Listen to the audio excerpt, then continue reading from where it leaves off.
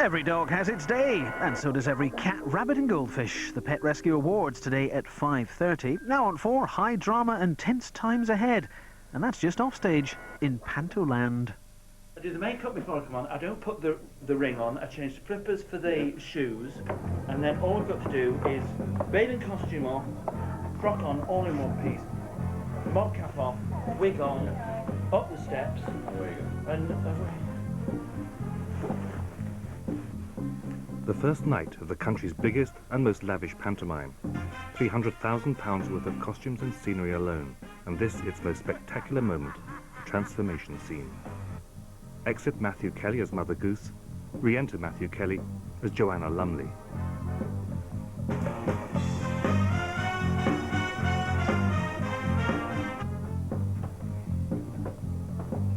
Thank you, chaps.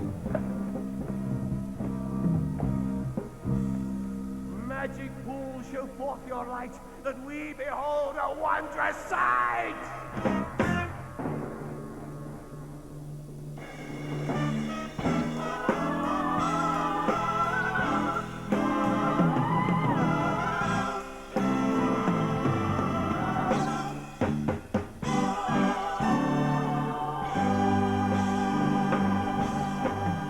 To the audience, the transformation appears as if by magic.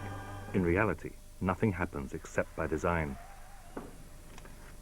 This is grand waterfall scenery, courtesy of every doily in London. Hugh Durrant is the designer of Mother Goose. The transformation scene is his grand centerpiece.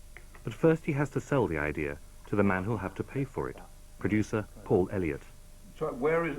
This is at the back of the stage. Yeah. And What's in front of it? in the scene before, he goes into the pool of beauty, which... But I want... Is he going to go through... is he going to go through water?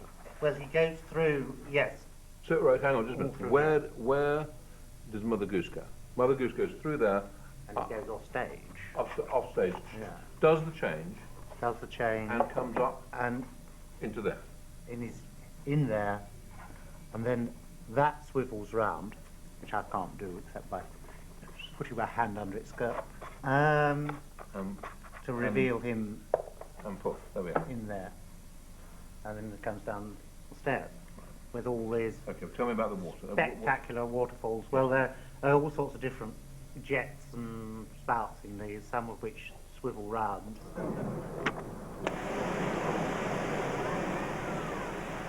We'd have to run this off itinerary.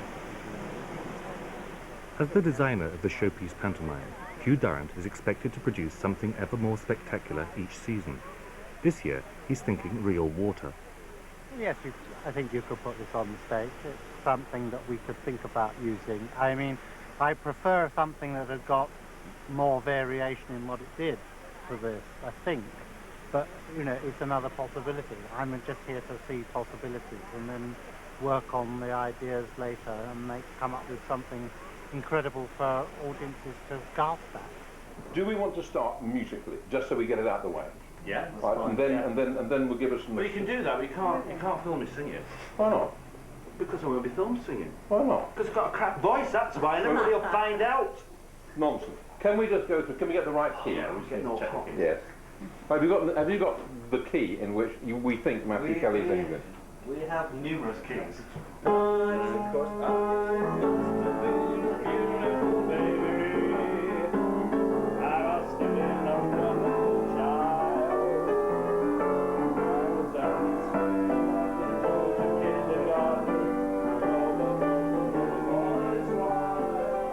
Matthew Kelly is to top the bill as Mother Goose. His first meeting with the producers is to choose his songs. For the transformation scene, they're looking for a big showstopper.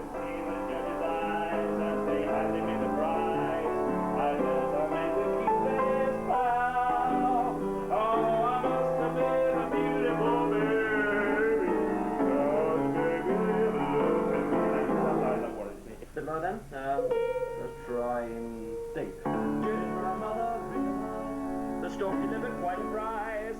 I first played Dame in London when I was 36 and I was too young really, but I really enjoyed it. I've done pantomime for about 30 years and professionally. I never thought I'd ever sit here and say something like that. That's awful, isn't it? But yeah, I've been playing Dame for the last 6 years, on and off, you know. I like parts like Captain Hook, they're good, you know, but I'm getting a bit too old to play Mr. Dafty Pants. He says, look at the state. Well, look at her. Bless her. This is a complete contrast for Matthew Kelly to the other costumes he wears all through the show, and it's a dress that's made to make him look even slimmer than usual because it's all graded colours, make him look very slim with lots of beading all over it and feathers everywhere because he's going to do a big number in it. And Dietrich never wore anything at all like that. Oh no, not at all, no. Don't think she could afford it. See this transformation prop, this is too tasteful. Yes. Right. And why it's too tasteful is because it's drag, you know, Danny LaRue can pull this off, but I can't. I would feel very embarrassed about that. So don't tell me you bought material for that. We haven't. No. Quite all right. We haven't done anything on that yet. Really? No. Good. So do you mind changing? No, I just fine. You sure you don't mind? I absolutely insist on you wearing this. 'Cause I must have been a beautiful baby. I must have been a wonderful child. But I won't stop.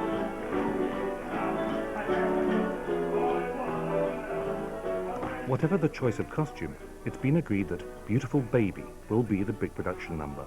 Hugh Durrant will dress the 10 little girls as identical Shirley Temples. They won't be allowed to argue.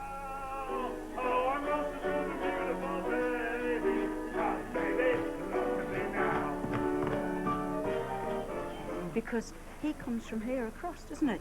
Right? Remember how we practiced it yesterday? He comes from here and he goes across and he stands on the Sorry. Is it 8 counts when you go from your freeze to around here? Is it 8 counts? Just get there as fast as you can. We started the week last Monday, and we've worked, I mean, we have worked like 10 till 8, 10 till 9, 10 to 10. So it's been long days, and as you can see, there's so many different sections of it, because the children, they can only work from 4 o'clock on until 7, and then with different people doing shows like Robert's been doing Drop the Dead Donkey, and Matthew's had some tellies, and Chuckles has had some tellies. It's the integrating of it. So today was, we did a run yesterday, so today's run is like the first time we've done everything. Go to sleep. Go to sleep. God! Ladies and gentlemen, these two... Thank you! These two idiots are now completely under my control. Sharing the bill are the Chuckle brothers and Robert Duncan. Whatever I tell them to do, they will do. When I click my fingers, they will do exactly what I tell them. Will you listen to me, you spiky-haired little twit? Hey, he can't talk to you like that. You can't talk to me like that. Oh, yes, I can. Oh, no, you can't. It can. Listen. The variety performers have their way of doing things, which they've done for years and years and years. And if you're an actor within the midst, you have to pick up that time. You know, you have to accommodate. The wonderful thing about pantomime is the accommodation of various styles on stage. And you either go with it or you get out. There's no two ways. There's no compromise.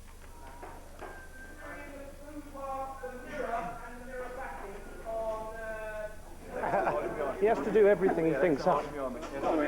Because I have to wear every costume that gets cut. Mother Goose has more scenery and effects than any previous pantomime. The company and crew have only 4 days in the theatre to make everything work. One scene calls for the cast to arrive by parachute. Steve, try him again, and you can reweight the cradle. It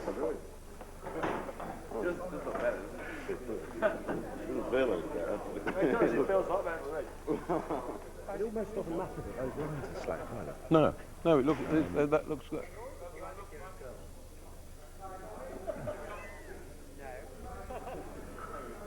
I think that's brilliant. I think that is brilliant. We're going to leave you, Darren, there for the run. They look good. Yeah, that does look sensational. No, that's worse for her. She has to put her pen up. No, come up. That was how I used to be. Oh. It needs another one. The thing is, because I haven't got a harness on at the moment, like the head slipping on my head. Ah. When the harness, they've got to make me one. Apparently, they've lost the other one. So where would it be? Would it be more like that? Pulls the head, yeah. Oh, well, that would be better.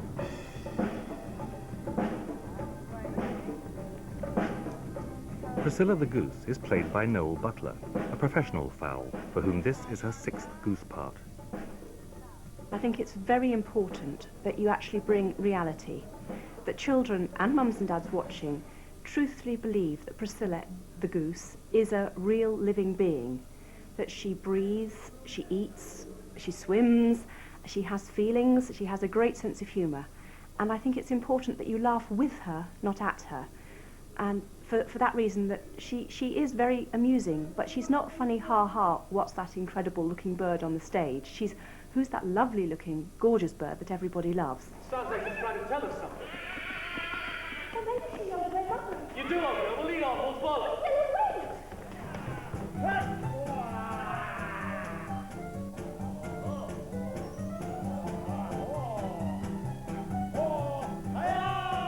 The Chuckle brothers' routines have nothing whatever to do with the plot. They come tried and tested. It's the technical crew who need the rehearsal. Mirror backing, which is blue. Can we bring in this backing for the throne, please? Yeah, it's too far upstairs. Hey, up! Well, you can't put their wires, they've got to be away from the plot. Yeah, is that downstage of them? Well, you've got your LX part, the show cause, and then the blacks. Oh, if right. it goes between that and the blacks, No, then no, no. the traction of the show. Oh. This is the only place they can go. Really? Well, we have to do it against this cloth, then there's no alternative. Hey, Doy! No, right at the very top. Top bar. It's right at the very, very top. one. Right at the grid. It's not snagging, it's just banging it.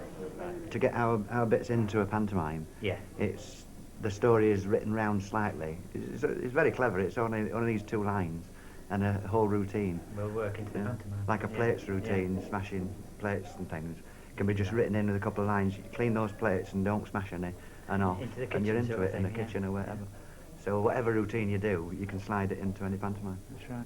But Carol has a master plan. But if you had like a circus, like a hoop design, Yeah. round the tight, Yeah. so then we wouldn't see Yeah, it them would. there. You can't see these. I mean, if you're really looking on the front row, you can. Yeah. But any further back than there, you get about 5 rows back there.